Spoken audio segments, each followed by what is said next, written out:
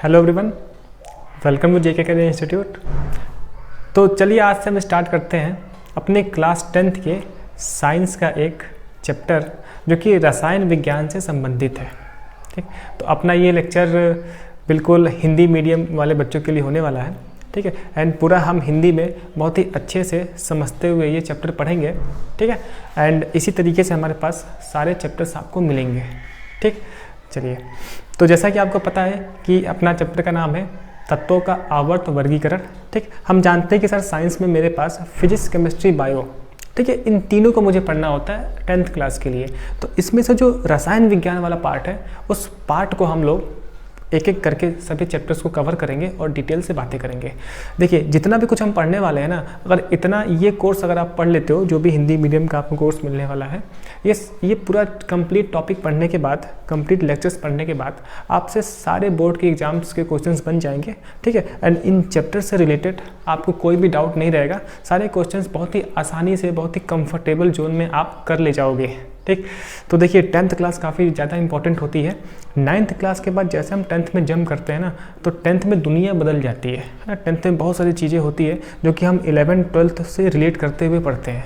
ठीक, तो 9th के कंपैरिजन में 8th से जब 9th में जाते हैं तो बहुत ज़्यादा मेजर चेंज नहीं आता है वहाँ पर कॉन्सेप्ट को लेके, लेकिन 9th से 10th में आने पर ना बहुत ही बड़ा चेंज आता है ना टॉपिक्स को लेकर। ठीक, काफ़ी ज़्यादा हम डिटेल से बातें करने लगते हैं। ठीक, चलिए, तो देखिए, तो ये अपना कोर्स प्योर हिंदी मीडियम के बच्चों के लिए है ना। कोई भी देख सकता है, प्योर हिंदी में बातें होंगी। ठीक, आपको सभी चीज़ें समझ में आएगी। एक एक चीज़ मैं आपको समझाऊंगा पहले, फिर मैं आपको लिखवाऊंगा बोल बोल के। ठीक, तो क्या क्या ज़रूरत है, रिक्वायरमेंट ये है कि आप लोग अपना नोटबुक एंड पेन लेकर बैठे हैं साथ में। तो जितने भी लेक्चर्स आ रहे हैं ये ऑफलाइन की बिल्कुल आपको फील देने वाले हैं। जिस तरीके से आप ऑफलाइन में पढ़ते हो, ठीक उसी प्रकार से मैं आपको पढ़ाऊंगा। ठीक, बिल्कुल एकदम ऑफलाइन वाले फील के साथ। तो आप लोग अपना नोटबुक, पेन में ब्लैक, ब्लू और रेड पेन लेकर बैठें। इंपॉर्टेंट वाले बातों को हम लोग रेड पेन से लिखेंगे, हाईलाइट कर लेंगे। ठीक, तो इतना काम करके बैठें, फिर मैं चैप्टर स्टार्ट करता हूँ और आपको समझाता हूँ। फिर हम इस तरीके से आगे बढ़ेंगे और अपने एग्ज़ाम को बहुत ही अच्छे से क्रैक करेंगे। ठीक है, बोर्ड एग्ज़ाम को।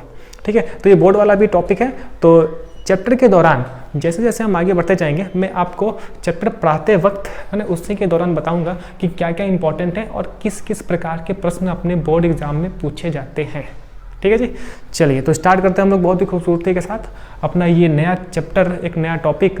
और रसायन विज्ञान के है ना और चैप्टर्स को पढ़ने के लिए, जो कि हम 10th क्लास में पढ़ने वाले हैं, उन चैप्टर्स को पढ़ने के लिए ये तत्वों का आवर्त वर्गीकरण है ना, यानी कि तत्वों का वर्गीकरण, ये काफ़ी ज़्यादा इंपॉर्टेंट है। तत्वों के बारे में जानना काफ़ी इंपॉर्टेंट है। इस चैप्टर को पढ़ना काफ़ी इंपॉर्टेंट है। काफ़ी फंडामेंटल, बहुत ही मूलभूत चैप्टर है ना, जो कि आपका रसायन विज्ञान के और चैप्टर का आधार बना देगा, है ना। समझना काफ़ी आसान हो जाएगा।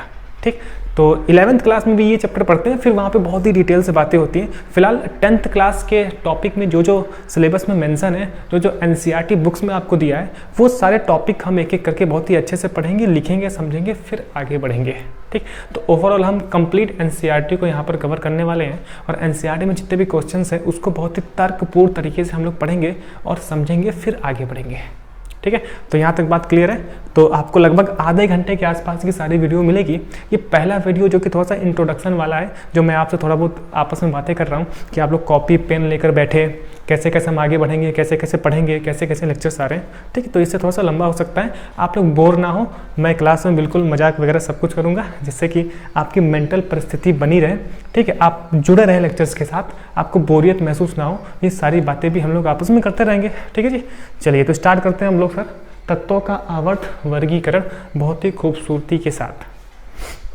हाँ जी, यहाँ तक ठीक है। चलिए, तो अगर मैं आपसे थोड़ा बहुत कुछ पूछूं तो देखिए, 9th क्लास से जब बच्चा 10th क्लास में आता है तो 9th क्लास में साइंस पढ़कर आता है। तो थोड़ी बहुत आपने साइंस पढ़ रखी है, आपने कुछ नाम सुन रखे हैं, जैसे कि तत्व है ना, पदार्थ, मिश्रण, यौगिक। ठीक, तो आपने तत्व का नाम सुन रखा है, जैसे कि कार्बन एक तत्व है, नाइट्रोजन एक तत्व है ना, सोडियम तत्व है, पोटेशियम तत्व है, क्लोरीन है, ब्रोमीन है, आयोडीन है। ठीक है, तो इस प्रकार के हम लोग तत्व सुन चुके हैं। हमने परमाणुओं का नाम सुना है, अणुओं का नाम सुना है।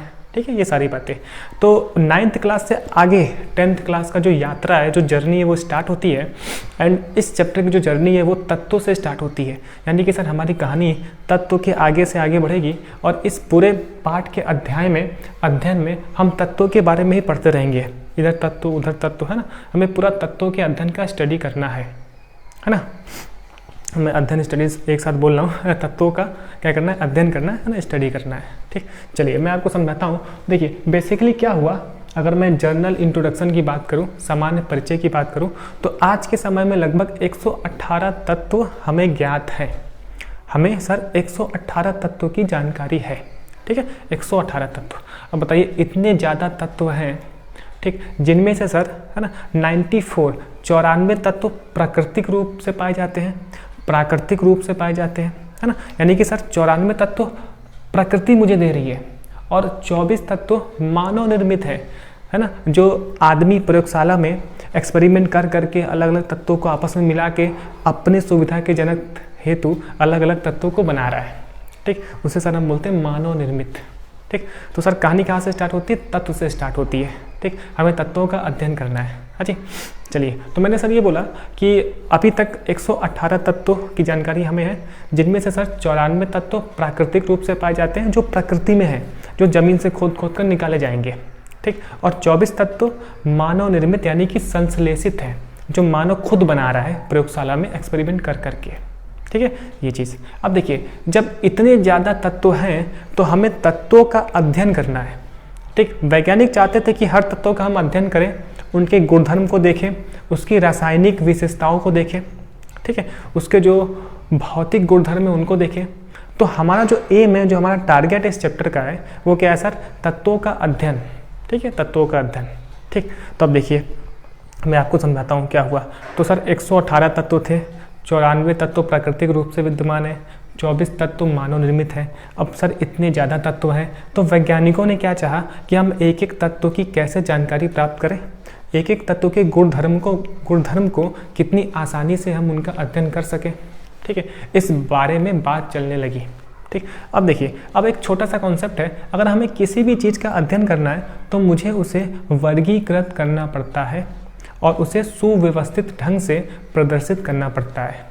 ठीक है, क्या बोला सर आपने कि अगर मुझे किसी भी चीज़ में, दुनिया में किसी भी चीज़ के बारे में अगर मुझे उसका अध्ययन करना है, तो अगर मैं उसका वर्गीकरण कर लूँगा ना, तो मेरा अध्ययन आसान हो जाएगा। अगर मैं उसे सुव्यवस्थित ढंग से प्रदर्शित कर दूंगा तो उसका अध्ययन आसान हो जाएगा। अगर मैं उसे एक सारणी के रूप में प्रदर्शित कर दूँ तो मेरा अध्ययन आसान हो जाएगा।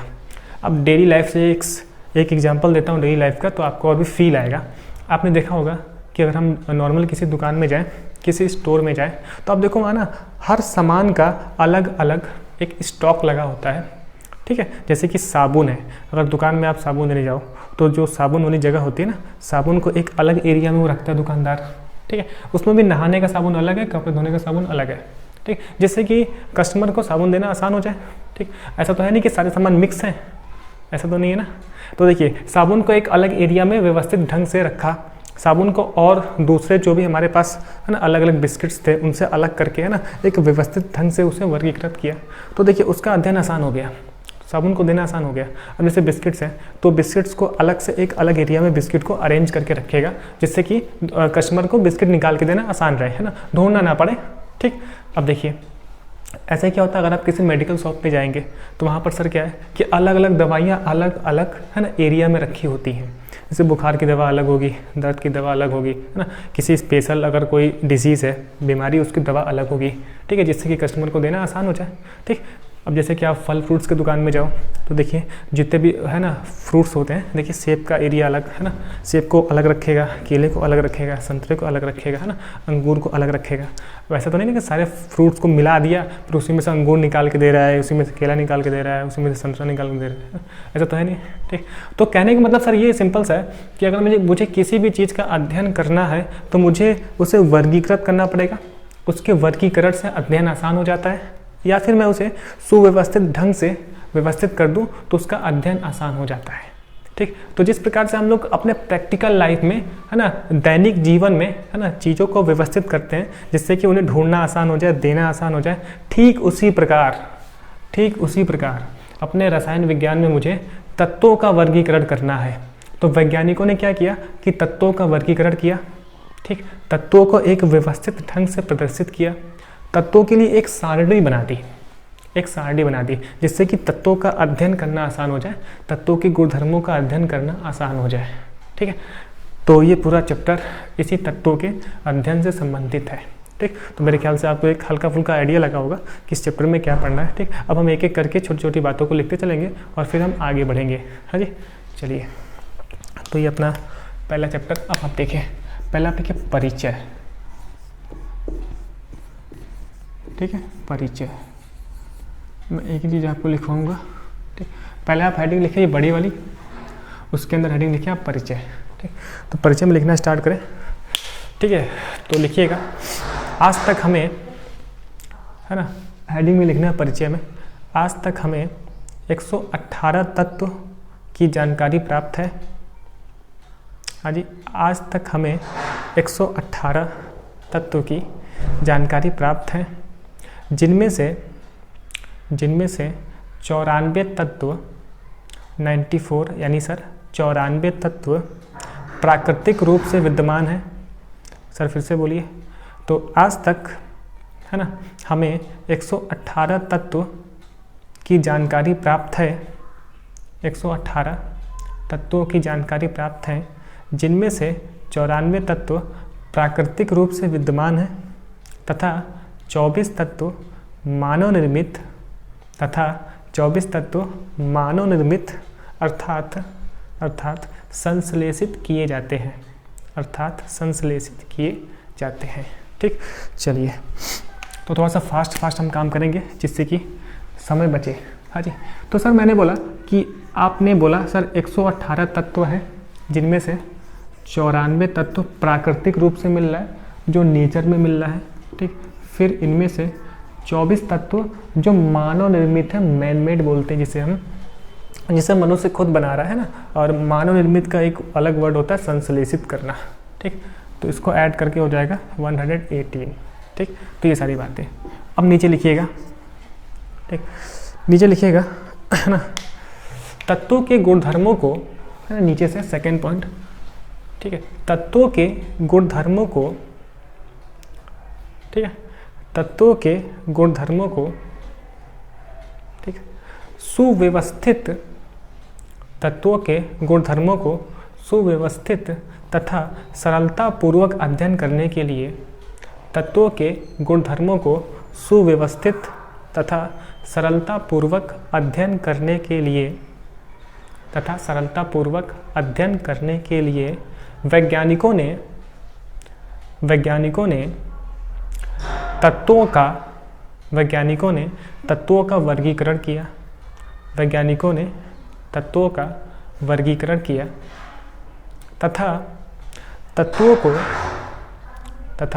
तत्वों को एक सारणी के रूप में, तथा तत्वों को एक सारणी यानी टेबल, है ना, तथा तत्वों को एक सारणी के रूप में प्रदर्शित किया, तथा तत्वों को एक सारणी के रूप में प्रदर्शित किया।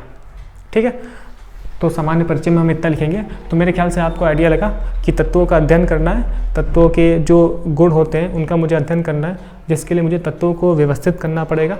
ठीक है, उनके लिए मुझे एक सारणी बनानी पड़ेगी। ठीक, तो अब कैसे कैसे वैज्ञानिकों ने इस पर काम किया, अलग अलग वैज्ञानिकों के अलग अलग मत थे, उनके ऊपर क्वेश्चन आता है, तो अब हम उसकी बात करते हैं। ठीक है जी, चलिए, तो यहाँ तक रख लिया। चलिए, अब मिलते हैं ब्रेक के बाद इसको रफ करके। ठीक है जी, चलिए, इतना लिखने के बाद हम अब आगे बढ़ते हैं। ठीक, अब देखिए, अब अपनी नेक्स्ट हेडिंग रहेगी तत्वों के वर्गीकरण का, तत्वों के वर्गीकरण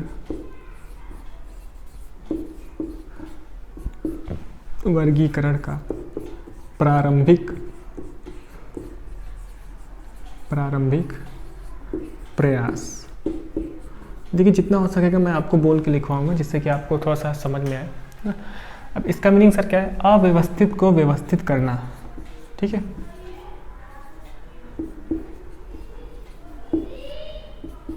ठीक, अव्यवस्थित को व्यवस्थित करना। तो इस पूरे पाठ में हमें इसी चीज़ का अध्ययन करना है कि कैसे हम तत्वों के अव्यवस्थिति को व्यवस्थित करें, है ना। तत्व अव्यवस्थित है, बिखरे हुए, उन्हें हम कैसे व्यवस्थित करें, उनका अध्ययन करने के लिए। ठीक है, चलिए अब देखिए जो बात मैंने आपको समझाई, अब उसी बात को लेकर हम आगे बढ़ते हैं। तो देखिए तत्वों का अलग अलग तरीके से वर्गीकरण, ठीक, जैसे कि वैज्ञानिक, है ना, अलग अलग वैज्ञानिक थे जिन्होंने अपने अपने हिसाब से चीज़ों को रखा, अपने अपने तर्क दिए, कॉन्सेप्ट दिए, है ना, अपने अपने नियम दिए, उन्हीं को मुझे पढ़ना है। ठीक, जैसे कि जो पहला वर्गीकरण है, ठीक है, जिसे हम बोलते हैं डोबेराइनर,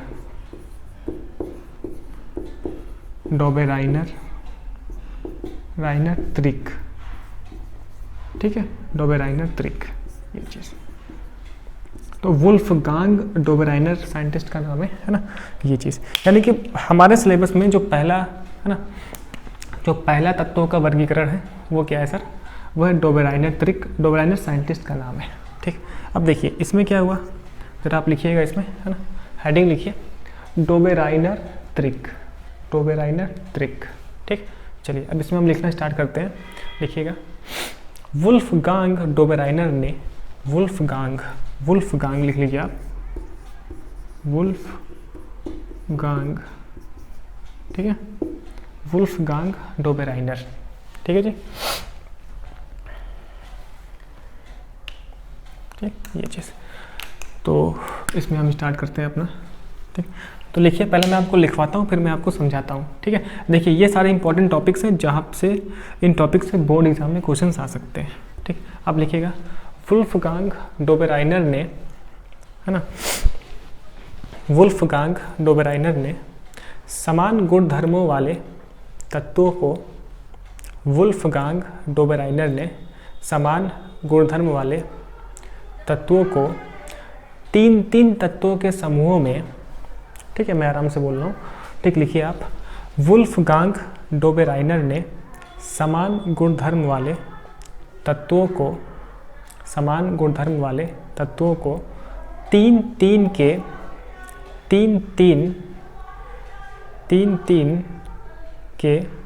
समूहों में, तीन के समूहों में, तत्वों के तीन के समूहों में, ठीक है, तत्वों के परमाणु द्रव्यमान के, तत्वों के परमाणु द्रव्यमान के बढ़ते हुए क्रम, तत्वों के परमाणु द्रव्यमान के बढ़ते हुए क्रम, ब्रैकेट में आरोही क्रम, बढ़ते हुए क्रम, ब्रैकेट में आरोही क्रम में वर्गीकृत किया, बढ़ते हुए क्रम, ब्रैकेट में आरोही क्रम में वर्गीकृत किया। ठीक, देखिए रैंडम अगर आप कोई देख रहे हो तो आपको प्रॉब्लम होगी, जैसे कि मैं आप बोल रहा हूँ कि एज अ ऑफलाइन वाली फील चलेगी, तो मैं आपको चीज़ें लिखवाऊंगा, ठीक है, फिर मैं आपको समझाऊंगा। ठीक, तो आपको कॉपी पेन लेकर बैठना है भाई, सब तभी समझ में आएगा। हाँ जी, चलिए, तो मैंने लिखा, मैंने क्या बोला, ठीक है, बढ़ते हुए क्रम में वर्गीकृत किया। ठीक, नेक्स्ट पॉइंट लिखिएगा, नेक्स्ट बिंदु इधर से, ठीक, नेक्स्ट बिंदु लिखिएगा। उन्होंने यह स्पष्ट किया कि, उन्होंने यह स्पष्ट किया, ठीक है, कि परमाणु भार के, उन्होंने यह स्पष्ट किया कि तत्वों के परमाणु द्रव्यमान के, तत्वों के परमाणु द्रव्यमान के बढ़ते हुए क्रम में, परमाणु द्रव्यमान के बढ़ते हुए क्रम में तत्वों को रखने पर, परमाणु द्रव्यमान के बढ़ते हुए क्रम में तत्वों को रखने पर, ठीक है ना, प्रत्येक तीन तत्वों में, प्रत्येक तीन तत्वों में बीच वाले तत्वों का परमाणु द्रव्यमान, प्रत्येक तीन तत्वों में बीच वाले तत्वों का परमाणु द्रव्यमान पहले एवं तीसरे तत्व के, पहले एवं तीसरे तत्व के परमाणु द्रव्यमान के, पहले एवं तीसरे तत्व के परमाणु द्रव्यमान के योग का, परमाणु द्रव्यमान के योग का मध्यमान, परमाणु द्रव्यमान के योग का मध्यमान ब्रैकेट में औसत होता है, मध्यमान ब्रैकेट में औसत होता है। ठीक है, फुल स्टॉप। इसके बाद लिखेंगे हम, इसे डोबेराइनर का त्रिक कहा जाता है। इस नियम को ऐसे लिख दीजिए आप, इस नियम को डोबेराइनर त्रिक का नियम कहते हैं। इस नियम को डोबेराइनर त्रिक का नियम कहते हैं। ठीक है, अब मैं आपको समझाता हूँ कि सर कहानी क्या है। ठीक, चलिए। हाँ जी, तो देखिए क्या हुआ कि मैं आपको समझाता हूँ। मुझे पता है कि आपको काफ़ी तकलीफ रहती है इन चीज़ों में। देखिए अभी अभी हमने समझा कि हमें तत्वों को व्यवस्थित करना है। ठीक, तो डोबेराइनर ने तत्वों को, ठीक है, उनके परमाणु द्रव्यमान, ठीक है, परमाणु द्रव्यमान, तो तत्वों को परमाणु द्रव्यमान के बढ़ते हुए क्रम में रखा। ठीक है, बढ़ते हुए क्रम। ठीक है, यानी कि सबसे कम परमाणु द्रव्यमान वाला पहले, फिर बाद में ज़्यादा, फिर ज़्यादा। ठीक, तो परमाणु द्रव्यमान के बढ़ते हुए क्रम में रखा तत्वों को, और तत्वों का 3-3 का समूह बनाया। तत्वों का 3-3 का समूह, है ना, 3-3 का समूह बनाया। ठीक है, 3-3 का समूह बनाया।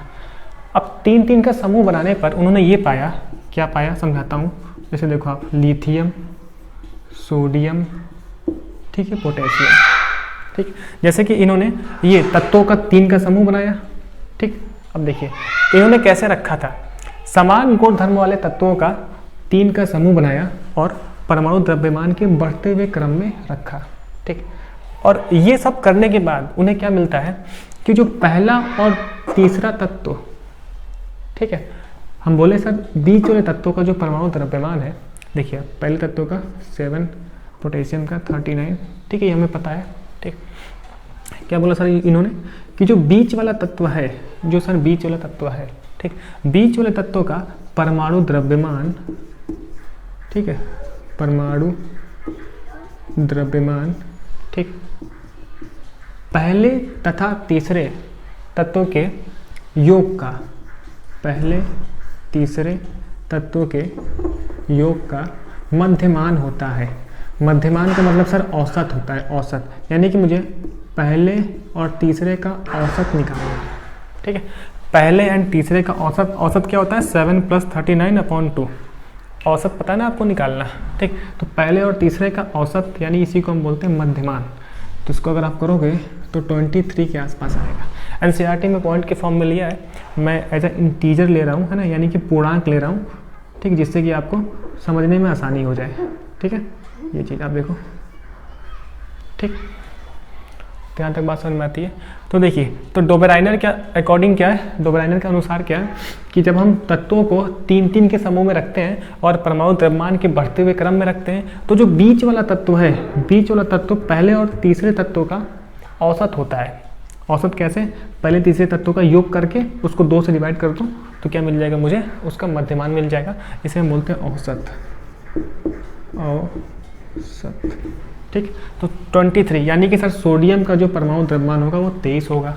ठीक, इसे हम बोलते हैं डोबेराइनर त्रिक। ये है डोबेराइनर त्रिक। क्या है सर, डोबेराइनर त्रिक। ठीक, एक एग्जांपल और समझाता हूँ। ठीक, देखिए चीज़ें काफ़ी ज़्यादा अच्छे लेवल पे होती है, तो मैं थोड़ा सा आइडिया लगा रहा हूँ कि आपको कितना समझ में आ रहा होगा।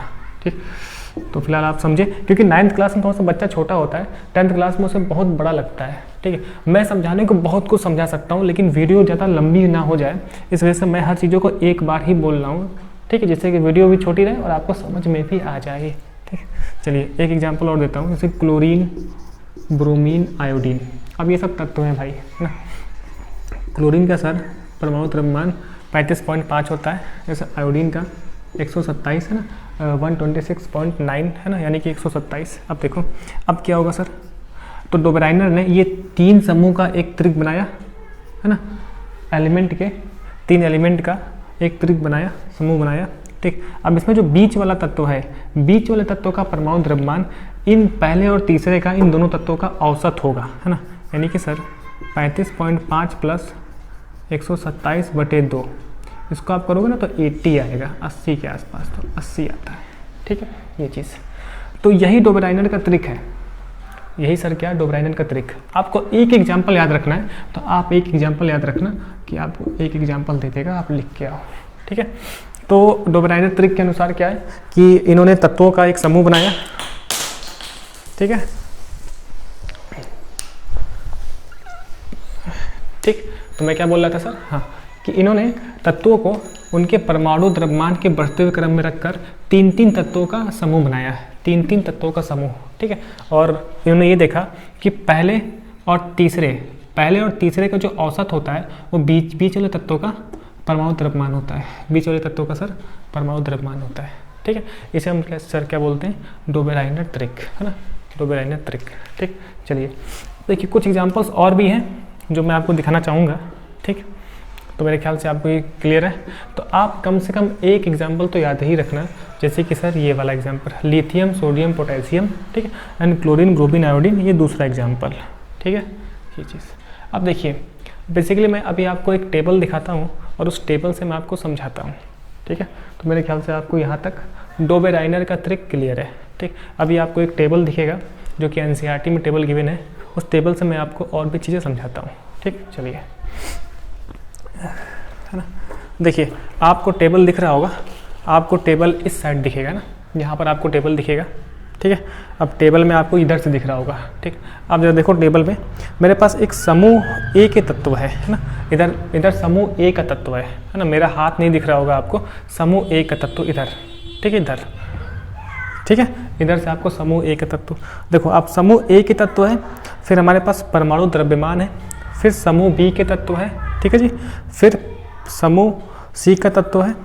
ठीक है, समूह बी का तत्व, फिर परमाणु द्रव्यमान, फिर अपने पास समूह सी का तत्व, देन अगेन, है ना, परमाणु द्रव्यमान। ठीक, तो आपको देखो दिख रहा होगा कि यहाँ पर जो समूह बी और समूह सी है ना, समूह बी और समूह सी, तो समूह बी के तत्व जो है ना, समूह बी के तत्व, ये डोबेराइनर ट्रिक है, ये डोबेराइनर ट्रिक है। समूह बी में आपको दिख रहा होगा कैल्शियम, सी दिख रहा है ना, एसआर स्ट्रोंटियम दिख रहा है, एसआर मतलब सर स्ट्रोंटियम, बी का मतलब सर बेरियम। ठीक, तो आपको दिख रहा है कि सर यहाँ पर मुझे जो एसआर है, एसआर यानी स्ट्रोंटियम, तो स्ट्रोंटियम का परमाणु द्रव्यमान कैल्शियम और बेरियम का औसत है। ठीक, ये चीज़ है, आप निकाल कर देखना आएगा। उधर सर समूह सी में क्लोरीन, ब्रोमीन, आयोडीन, तो मैं आपको बता दिया कि जो ब्रोमीन है ना, क्लोरीन और आयोडीन का औसत है। ठीक, चलिए जो समूह ए है, समूह ए में आपको दिख रहा है नाइट्रोजन, फास्फोरस, आर्सेनिक, NPAS। ठीक, अब देखिए नाइट्रोजन और आर्सेनिक का जब हम एवरेज करेंगे, जब औसत लेंगे, तब आता है 44.44, है ना, यानी कि सर 44.44। ठीक है, 44.44, आप देखो जरा 44.4, ये चीज़। ठीक, लेकिन डोबेराइनर ने बीच में फास्फोरस करके रखा है, फास्फोरस का 31 होता है ना, द्रव्यमान, परमाणु द्रव्यमान। ठीक, यानी कि सर ये वाला डोबेराइनर ट्रिक नहीं है, ये डोबेराइनर ट्रिक नहीं है। ठीक, दिख रहा है, तो आपको टेबल में दिख रहा होगा नाइट्रोजन, फास्फोरस, आर्सेनिक, तो डोबेराइनर ट्रिक के अकॉर्डिंग दिख रहा है आपको नाइट्रोजन, फास्फोरस, आर्सेनिक।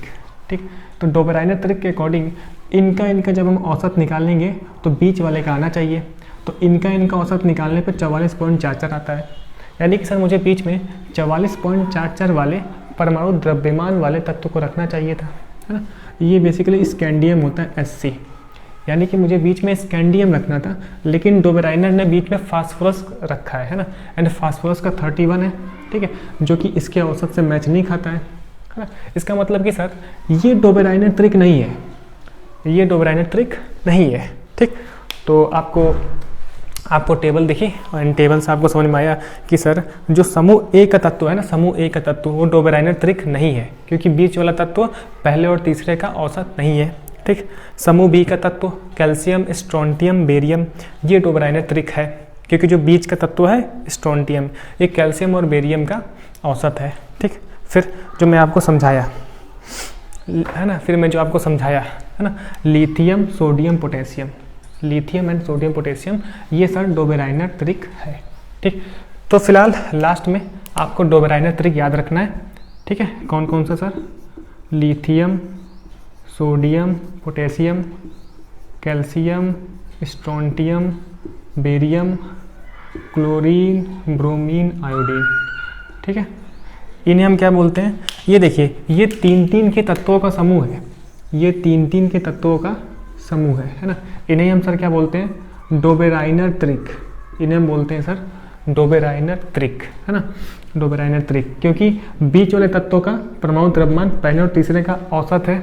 यहाँ पे बीच वाला पहले तीसरे का औसत, ये भी बीच वाला पहले और तीसरे का औसत, ठीक है। लेकिन ये अगर आ जाए, ये डोबेराइनर त्रिक नहीं है, क्योंकि जो बीच वाला तत्वों का परमाणु द्रव्यमान है वो पहले और तीसरे का औसत नहीं है, ठीक है।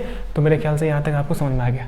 तो अपने एग्जाम में एक क्वेश्चन आएगा कि डोबेराइनर त्रिक का नियम लिखो, तो हम लिख देंगे डोबेराइनर त्रिक के नियम के अनुसार, है ना, इनके नियम के अनुसार इन्होंने परमाणु द्रव्यमान के आधार पर तत्वों को बढ़ते हुए क्रम में रखा, ठीक है। और ये रखने पर यह स्पष्ट किया कि बीच वाला तत्व, है ना, और 3-3 के समूह में तत्वों को रखा, तब बीच वाले तत्वों का परमाणु द्रव्यमान पहले और तीसरे तत्वों का औसत होता है, पहले और तीसरे का औसत होता है। इसी को बोलने का अलग तरीका, पहले और तीसरे तत्वों के परमाणु द्रव्यमान के योग का मध्यमान होता है, यानी कि सर औसत होता है, ठीक। ये सर होता है अपना डोबेराइनर त्रिक का नियम, ठीक। अब देखिए, अब ये नियम ना आगे नहीं चल पाया, जैसे जैसे और तत्व खोजे गए, ठीक है, फिर ये बीच में सेट नहीं होता है, यानी कि वो 3 तत्वों का ग्रुप बनाते हैं और ये इन 3 तत्वों के गुणधर्म समान है। अब देखिए, तत्वों का अध्ययन कैसे आसान हुआ? अब इन 3 तत्वों का गुणधर्म समान है, यानी कि अगर हम एक तत्व का अध्ययन कर ले तो लगभग सभी तत्वों का अध्ययन हम कर लेंगे, है ना, क्योंकि सबके गुणधर्म समान है ना, ठीक। अब किसी को पता ना हो कि तत्व क्या लिखा है, तो Li का मतलब lithium, sodium, potassium, calcium, strontium, barium, chlorine, bromine, iodine, ठीक है। फिलहाल अभी हमें समझना है कि डोबेराइनर त्रिक, ठीक। तो ये बात हमने समझी, है ना। अब देखिए, अब जो नया आता है, अब नया जो एक्सपेरिमेंट, है ना, जो नए वैज्ञानिक थे उनका अब एक नियम, है ना, तो हम बोलते हैं सर न्यूलैंड का अष्टक नियम, न्यूलैंड का अष्टक नियम, ठीक। तो ये 2 नियम हमें आज पढ़ने हैं, फिर इसके बाद हम आगे बढ़ जाएंगे, ठीक है। तो पहले आप इतना नोट कर लें, क्या क्या नोट करना है। तो मैंने आपको देखो डेफिनेशन बोल के लिखवा दी है, ठीक है। एनसीईआरटी का वो चार्ट आपको समझा दिया अच्छे से, जो डेफिनेशन बोल के लिखवा दी उत्तर रखिएगा, उसके बाद आप एग्जाम्पल लिखिएगा, है ना। पहला एग्जाम्पल ये, दूसरा एग्जाम्पल ये, ठीक है। बाद में एक इस तरीके का चार्ट बना लीजिएगा कि यही 3 डोबेराइनर त्रिक है जिसे मुझे अपनी 10th क्लास के लिए याद रखना है, ठीक। यानी कि सर क्या क्या आपने बोला, जितना बोल के लिखवाया वो, ठीक। फिर उसके बाद पहला एग्जाम्पल, दूसरा एग्जाम्पल, ठीक। ये कम से कम एक एग्जाम्पल आपको याद रखना है ज़िंदगी में। फिर लास्ट में ये आप 3 का, है ना, ये आप सारणी बना दीजिएगा, ठीक है। और ये तीनों क्या है? डोबेराइनर त्रिक है, ठीक है। तो मेरे ख्याल से यहाँ तक क्लियर है। चलिए अब मिलते हैं एक ब्रेक के बाद एंड हम देखते हैं कि न्यूलैंड का जो अष्टक नियम है वो क्या होता है, ठीक है। हाँ जी, ठीक है। तो मेरे ख्याल से आपको ये 80 दिख रहा होगा, ठीक है, कुछ लोग शायद बोले, तो यहाँ पे 80 है, ठीक। चलिए अब हम आगे बढ़ते हैं। मेरे ख्याल से आपको अभी ये डोबेराइनर का त्रिक है ना, बिल्कुल क्लियर है। डोबेराइनर का त्रिक इससे ऊपर अपने सिलेबस में नहीं आने वाला है, ठीक। अब हम बात करते हैं न्यूलैंड के अष्टक नियम को, ये रफ ऑफ करने के बाद, एक ब्रेक के बाद।